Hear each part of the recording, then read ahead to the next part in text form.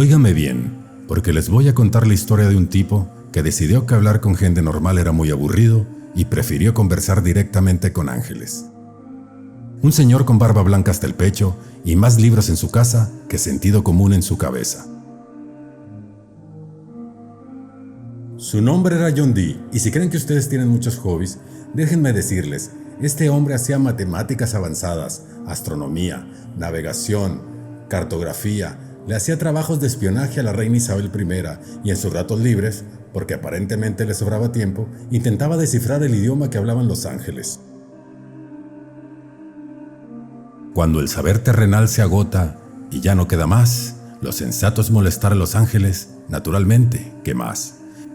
Es como acabar Netflix y en tu aburrimiento fatal, decidir hackear los servidores del cielo para ver contenido celestial. Era el año de gracia de 1580, cuando Isabel la Grande reinaba con puño de hierro enfundado en guante de encaje. Y en una casa de un pueblito llamado Mortlake, este matemático se encerraba con un espejo negro, un espejo azteca nada menos, que según él le servía para hacer videollamadas con el Departamento Celestial de Atención al Cliente. Y así empieza esta historia, la de un científico brillante que quiso ser místico sin dejar de ser científico, y que terminó asociándose con un tipo sin orejas, literal, se las habían cortado, para crear uno de los sistemas de magia más influyentes de la historia. Agárrense, porque esto se pone raro.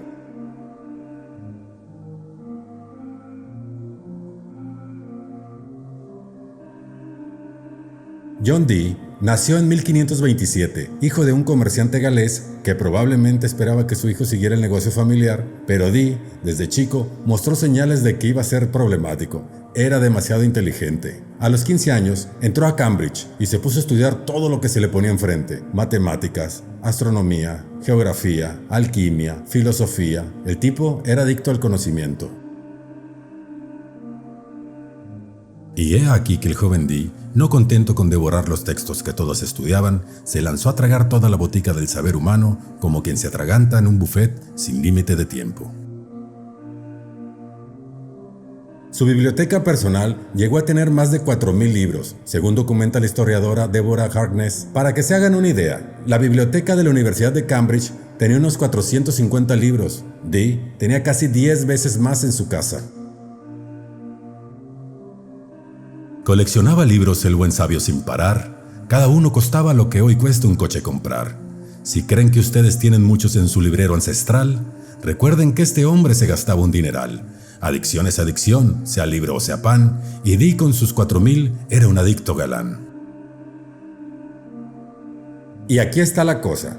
Para Dee no había diferencia entre ciencia y magia, ambas eran formas de entender el universo. No había construido este muro mental que nosotros tenemos. Para él, calcular una ruta naval y conjurar un espíritu era básicamente la misma búsqueda, descifrar cómo funciona la realidad.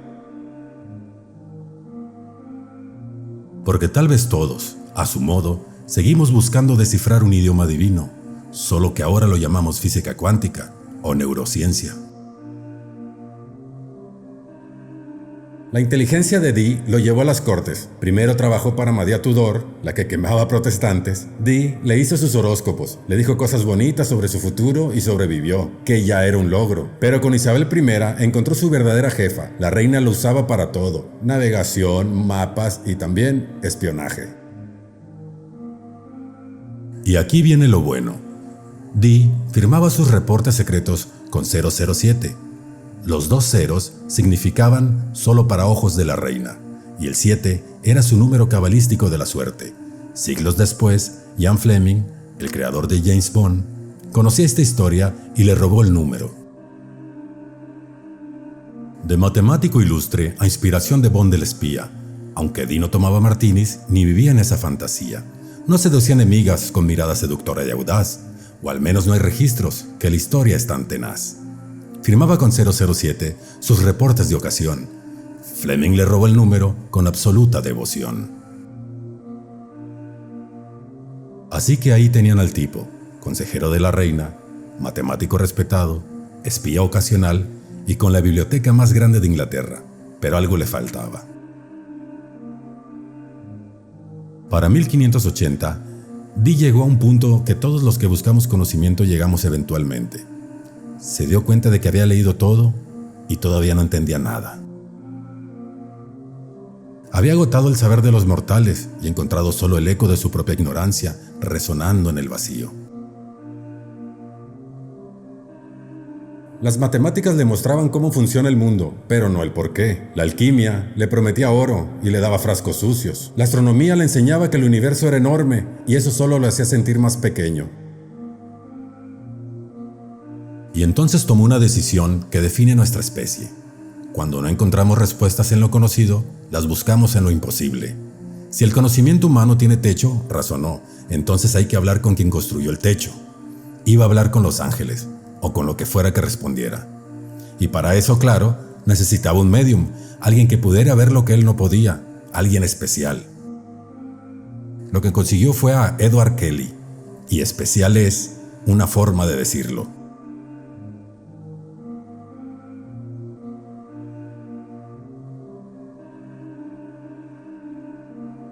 En marzo de 1582, tocó a la puerta un tipo que se hacía llamar Edward Talbot. Tenía 27 años, era corpulento, pelirrojo y escondía sus orejas bajo una capucha negra. ¿Por qué escondía las orejas? Porque no las tenía. En Lancaster le habían cortado las orejas como castigo por falsificar documentos, porque en el siglo XVI la justicia era así, te atrapaban falsificando y te cortaban pedazos para que todo el mundo sepa que no eres de fiar. Su nombre real era Edward Kelly, y además de falsificador, lo acusaban de profanar tumbas y de intentar hacer necromancia con cadáveres. He aquí que el currículum del buen Edward era una colección de banderas rojas tan grandes que podrían verse desde la luna. Falsificador confeso, profanador de sepulcros, nigromante aficionado. Solo faltaba que en su carta de presentación dijera excelentes habilidades para mentir con convicción. Y Dee, ese matemático de mente tan brillante, asesor de reinas, espía vigilante, lo contrató al instante sin dudar ni un segundo, porque cuando buscas ángeles en este loco mundo, las referencias laborales pierden importancia al momento, aunque el candidato tenga un currículum sangriento. Pero Kelly tenía algo que Dee necesitaba. Decía que podía ver ángeles, no en sueños, no después de ayunar 3 días, a voluntad. Miraba un cristal y veía cosas que otros no podían ver, o al menos eso decía, y lo decía muy convincentemente. La primera sesión fue el 22 de marzo de 1582. Dee preparó todo con su usual meticulosidad. Una habitación especial, incienso, oraciones, un cristal de cuarzo sobre una tela de seda roja. Kelly se sentó frente al cristal y se puso a mirarlo fijamente. Y entonces dijo que veía al mismísimo arcángel Uriel. Piénselo un momento. Dee, que había dedicado su vida entera al método científico, a verificar datos, a la precisión matemática, en ese momento abandonó todo su escepticismo. Simplemente lo dejó ir. Porque cuando quieres creer algo con suficiente desesperación, el cerebro encuentra la forma de convencerte. Y así empezó, sesión tras sesión. Kelly veía ángeles y Dee tomaba notas. Miles de páginas de notas que todavía existen. Durante meses esto se volvió rutina. Dee ponía incienso, rezaba, preparaba todo. Kelly se sentaba, miraba el cristal y empezaba a describir lo que supuestamente veía. Los ángeles, según Kelly, no solo hablaban, hacían presentaciones completas. Aparecían con libros gigantes, señalaban símbolos, mostraban tablas de letras, todo un show celestial. Los ángeles del siglo XVI ya habían inventado el PowerPoint, con efectos especiales y sin cables. Microsoft llegó tarde a la fiesta celestial. Y lo más interesante, los ángeles hablaban un idioma que nadie en la Tierra conocía. Lo llamaban enoquiano, el lenguaje que supuestamente habló el patriarca Enoc antes del diluvio.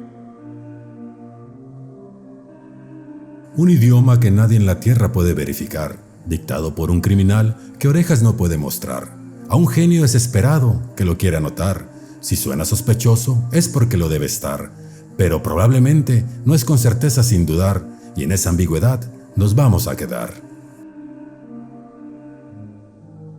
Pero el cristal no era suficiente. Los ángeles pidieron algo específico, un espejo de obsidiana negra. Dee consiguió uno, aunque no sabía de dónde venía. Ese espejo había llegado de México. Los aztecas lo usaban en rituales dedicados a Tezcatlipoca, el dios del espejo humeante, un objeto que había servido para ceremonias que probablemente incluían sacrificios humanos.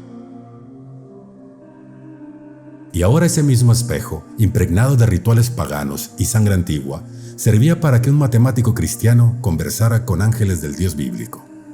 La ironía es tan espesa que corta.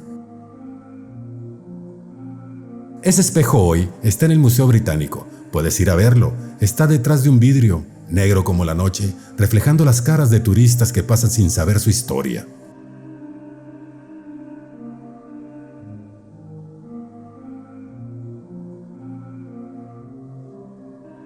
Durante 1583 y 1584, los ángeles empezaron a revelar su sistema completo, y no era cualquier cosa, era un corpus gigantesco de magia ceremonial. Incluía un alfabeto completo de 21 letras enoquianas, gramática y vocabulario, tablas enormes llenas de nombres angelicales, rituales específicos para invocar diferentes tipos de ángeles, una cosmología completa del universo espiritual.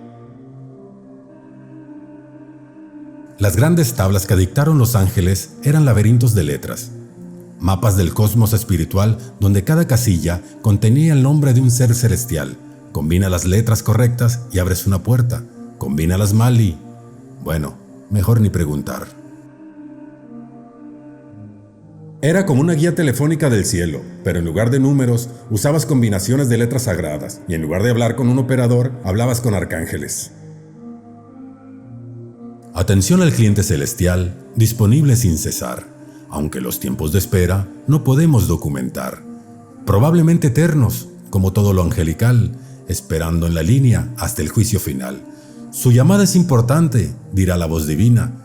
Por favor, manténganse en línea, su paciencia se examina. Las sesiones tenían un ritual específico. Dee preparaba la habitación, incienso, oraciones, velas. Keely actuaba como scryer, que es la palabra elegante para vidente profesional. Se sentaba, miraba el cristal o espejo negro hasta entrar en trance. Entonces empezaba a describir lo que veía, y según él, los ángeles no se limitaban a hablar, hacían toda una producción, aparecían con libros, señalaban letras en tablas flotantes, hasta realizaban danzas para transmitir información simbólica. Y Dee lo registraba todo, con la misma precisión con que registraba datos astronómicos o cálculos navales, porque para él, esto era tan real y verificable como cualquier experimento científico. Y tal vez ahí está la lección más importante. La diferencia entre genio y locura a veces es solo una cuestión de qué tan dispuestos estamos a creer en nuestras propias experiencias.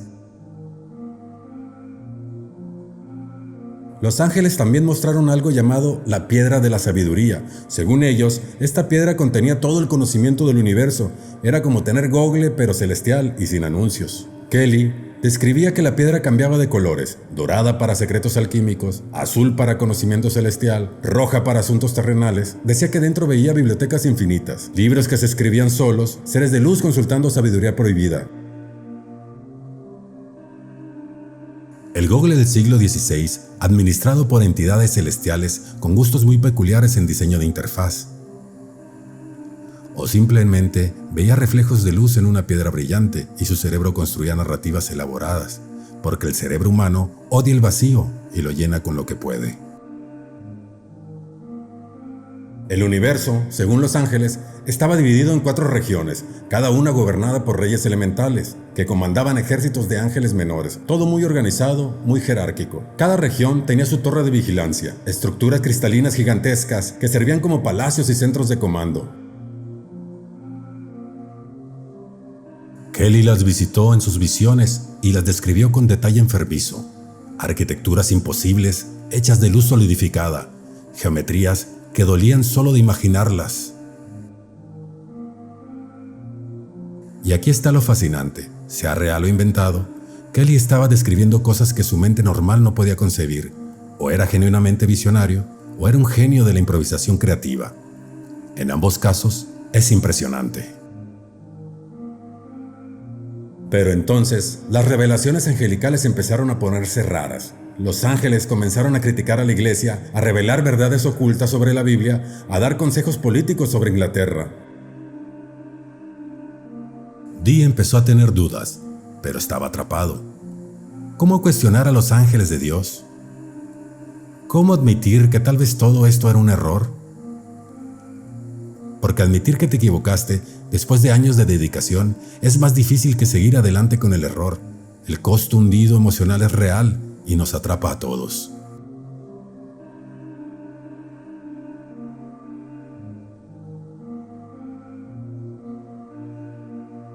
En 1587, los ángeles dieron su orden más controversial. Dee y Kelly debían compartir todo, y cuando digo todo, es todo, incluyendo a sus esposas. Jane Dee, la esposa del matemático, había aguantado años de esto, las sesiones extrañas, los visitantes raros, el deterioro de la reputación de su marido, pero esto ya era demasiado. Cuando tus consejeros del reino celestial empiezan a opinar sobre tu vida matrimonial, es momento de revisar sus credenciales divinas o admitir que tal vez nunca fueron arpas ni bocinas, que quizás eran voces de origen más mundano, proyecciones de Kelly o de Dee el anciano. Y aquí está la pregunta incómoda. ¿Eran realmente ángeles dando órdenes extrañas? ¿O era Kelly proyectando sus propios deseos? ¿O Dee mismo justificando con revelaciones divinas, cosas que él mismo quería hacer? Nunca lo sabremos, y esa incertidumbre es aterradora. La orden angelical rompió todo. La tensión entre Dee y Kelly ya era insoportable. Explotó. En 1589, después de 7 años juntos, se separaron. Kelly se quedó en Bohemia con el emperador Rodolfo II, prometiendo convertir plomo en oro. Cuando falló, porque claro que falló, lo metieron preso. En 1597 intentó escapar de una torre. Cayó, murió, tenía 42 años. Dee regresó a Inglaterra y encontró su vida destruida, su biblioteca saqueada, su fortuna agotada, su reputación arruinada. Los últimos años los pasó pobre, dirigiendo un colegio en Manchester, preguntándose si había desperdiciado su vida. Murió en 1608, sin saber la verdad. Y tal vez esa es la verdadera tragedia. No murió sabiendo que había sido un tonto, murió sin saber. La incertidumbre eterna es un infierno más cruel que cualquier certeza. Dee murió, Kelly murió, pero el sistema enoquiano siguió vivo. Los manuscritos sobrevivieron. En el siglo XVII, un tipo llamado Mary Casaubon los publicó como advertencias. Miren a dónde lleva el ocultismo, pero las advertencias nunca funcionan. La gente las leemos como invitaciones. En el siglo XIX, la Orden Hermética de la Golden Dawn redescubrió los manuscritos y desarrolló todo un sistema de magia ceremonial basado en ellos. Le añadieron rituales, correspondencias, todo lo que pudieron. Y luego llegó Aleister Crowley, que tomó el enoquiano y lo incorporó en su propio sistema. Crowley decía que era el único sistema mágico que realmente funciona. De matemático respetable en la corte isabelina, a gurú espiritual de Crowley y su doctrina. Si Dee pudiera saberlo desde su tumba fría, no sabría si sentirse halagado o con agonía. Quizás ambas emociones en su pecho se cruzarían, orgullo y horror juntos en extraña armonía. Entonces, ¿qué fue realmente el sistema enoquiano? ¿Revelación genuina de inteligencias superiores? ¿Invención de la mente de Kelly? ¿Una construcción compartida de dos hombres perdidos en su propia obsesión? ¿Algo completamente diferente que no podemos comprender? La respuesta importa menos que el hecho. Dos hombres del siglo XVI, con cristales y espejos, crearon uno de los sistemas simbólicos más influyentes de la historia occidental.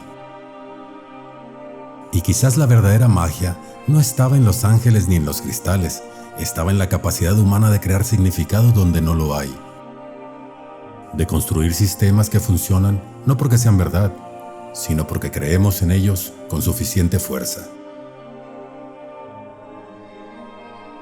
Hoy, el espejo de obsidiana de Dee está en el Museo Británico. Turistas pasan frente a él todos los días, tomando fotos, sin saber que miran un portal que dos hombres usaron para conversar con algo. Dee permanece esquivo, como ese idioma angelical que nunca terminamos de descifrar. Porque tal vez todos, a su modo, seguimos buscando descifrar un idioma divino. Seguimos mirando cristales, ahora los llamamos pantallas, esperando que nos revelen verdades que no encontramos en lo ordinario. Seguimos necesitando creer que hay algo más allá, que el conocimiento tiene respuestas finales, que alguien, en algún lugar, sabe lo que está pasando. Y tal vez esa necesidad es más humana que cualquier ángel podría entender. Esta ha sido la historia de John Dee y Edward Kelly, del matemático que quiso ser mago sin dejar de ser científico, del médium que vio ángeles o que inventó verlos, y del sistema que sobrevivió a ambos. Que encuentren sus propias respuestas o que aprendan a vivir sin ellas. Porque al final, quizás eso es lo más parecido a la sabiduría que vamos a conseguir.